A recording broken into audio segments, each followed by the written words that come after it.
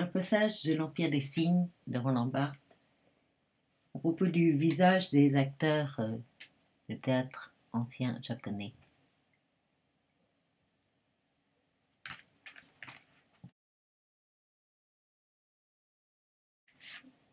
Ce visage théâtral, masqué dans le no, dessiné dans le kabuki, artificiel dans le bunraku, est fait de deux substances, le blanc du papier, le noir de l'inscription réservé aux yeux. Le blanc du visage semble avoir pour fonction non de dénaturer l'incarnation ou de la caricaturer, comme c'est le cas pour nos clowns, dont la farine, le plâtre ne sont qu'une incitation à maturer la face, mais seulement d'effacer la trace antérieure des traits, d'amener la figure à l'étendue vide d'une étoffe mate qu'aucune substance naturelle, farine, pâte, plâtre ou soie, ne vient métamorphosiquement animer d'un grain, d'une douceur ou d'un reflet.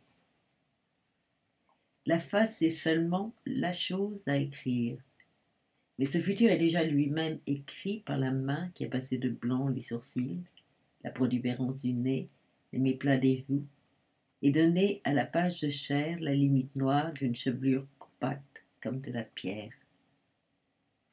La blancheur du visage, nullement candide mais lourde, dense jusqu'à l'écœurement comme le sucre, signifie en même temps deux mouvements contradictoires, l'immobilité que nous appellerions moralement impassibilité, et la fragilité que nous appellerions de la même manière, mais sans plus de succès, émotivité.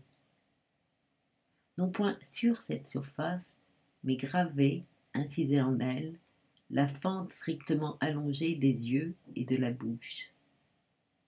Les yeux barrés, décerclés par la paupière rectiligne plate et que ne soutient aucun cerne inférieur, le cerne des yeux, valeur proprement expressive du visage occidental, fatigue, morbidesse, érotisme. Les yeux débouchent directement sur le visage, comme s'ils étaient le fond noir et vide de l'écriture, la nuit de l'encrier. Ou encore, le visage est tiré à la façon d'une nappe vers le puits noir, mais non point sombre, des yeux. Réduit aux signifiants élémentaires de l'écriture, le vide de la page et le creux de ses incises, le visage congédie toute signifiée, c'est-à-dire toute expressivité. Cette écriture n'écrit rien, ou écrit rien. Non seulement elle ne se prête, mot naïvement comptable, à aucune émotion, à aucun sens, même pas celui de l'impassibilité, de l'inexpressivité, mais encore elle ne copie aucun caractère.